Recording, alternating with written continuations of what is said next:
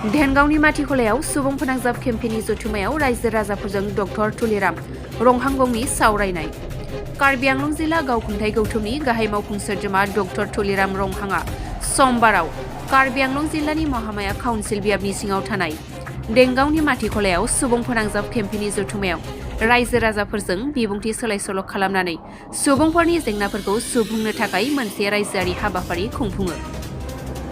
बे मेलाव हावराघाट बियाबनि MLA दरसिं रंहां, दिफुनि MLA बिद्यासिं इंलें आरो बैथालांसं बियाबनि एमएलए रफसिं थेरानि अनगायैबो बारग' एमपि हेरेन सिं बे, कार्बि आंलं जिल्ला गावखुंथाय गौथुमनि मावफुं सोद्रोमा लुनसिन थेरान आरो गोबां मावफुं सोद्रोमाफ्रा बिबुंथि होदोंमोन। धर्मेन्द्र खाख्लारिनि खौरांगिरि हावराघाट।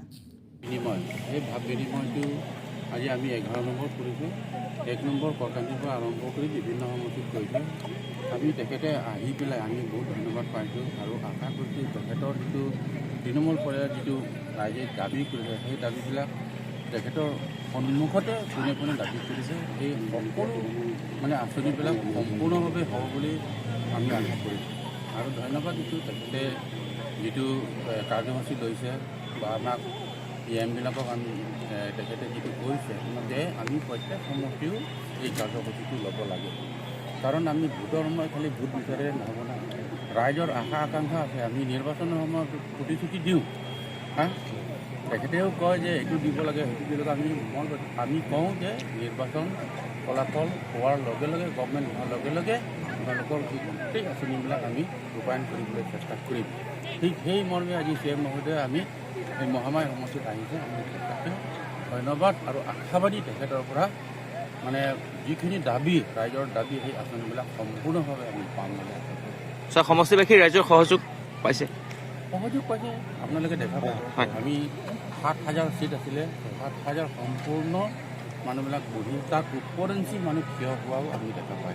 স্পেচিয়েল কিবা ঘোষণা কৰি গৈছে নেকি? তেখেতে কৈছে যিবিলাক বুকলেট আমি তৈয়াৰ কৰিছে সেই বুকলেটৰ আধাৰত আমি বছৰেকত যিটো বিভিন্ন ডিপাৰ্টমেণ্ট যিটো একশ্যন প্লেন লোৱা হয় সেই একশ্যন প্লেনত অন্তৰ্ভুক্ত হ'ব বুলি তেখেতে প্ৰতিশ্ৰুতি দিছে।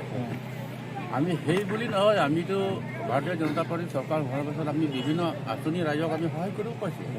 আজি ৰেচন কাৰ্ডেই হওক, অৰুণোদয়ৰ ক্ষেত্ৰতে হওক, আজি পুধিমি যিটো আকেমা যিটো পতা বিনামূলীয়া বিতৰণী সেই বিতৰণীও আমি জাগা সমষ্টি আমি বিতৰণী দি আছোঁ। আমি বিতৰণ দি আছোঁ, ৰাইজে সন্তুষ্ট পাইছে সেইকাৰণে আহিছে। আজি খালি ইয়াত বিজেপি মানুহে আহিছে তেনেকুৱা নহয়, বিভিন্ন দলে আমাক চৰকাৰৰ প্ৰতি তেওঁলোকে বিশ্বাস, সেই বিশ্বাসৰ কাৰণে আজি আহি পেলাই পোনে পোনে CM মহোদয়ৰ লগত এইটো মত বিনিময় কৰিছে। ছাৰ, বিগত চৰকাৰসমূহে এনেকৈ CM এনেকৈ ৰাইজৰ মৰম দেখা নাই, কিন্তু মইতো জীৱনতো দেখা নাই। আজি 11 বছৰ তেখেতে যিটো কাৰ্যকাল CM নেতৃত্বত লৈ আছে আমি দেখা পোৱা নাই। কিন্তু মোৰ লাইফত মই এটা কৈছোঁ, মই 2016 চনৰ পৰা পলিটিক্সত জইন কৰিছোঁ। জইন কৰাৰ পিছত 2017 চন ভাৰতীয় জনতা পাৰ্টীয়ে মোক টিকট দিছিল। তাৰ আগত মই ঠিকাটো বুলি কৰিছিলোঁ, কিন্তু তেখেতৰ নিচিনা এজন CM ৰাইজৰ লগত মত বিনিময় কৰাটো আমি প্ৰথম পাইছোঁ। আৰু সকলোৱে জানে, মিডিয়াসকলেও জানে তেখেতৰ নেতৃত্বত কাৰ্বি আংলং কিন্তু শান্তিৰ হোৱাৰ লগে লগে বিভিন্ন উন্নয়নমূলক কামসমূহ আমি ৰূপায়ণ কৰা আমি দেখা পাইছোঁ।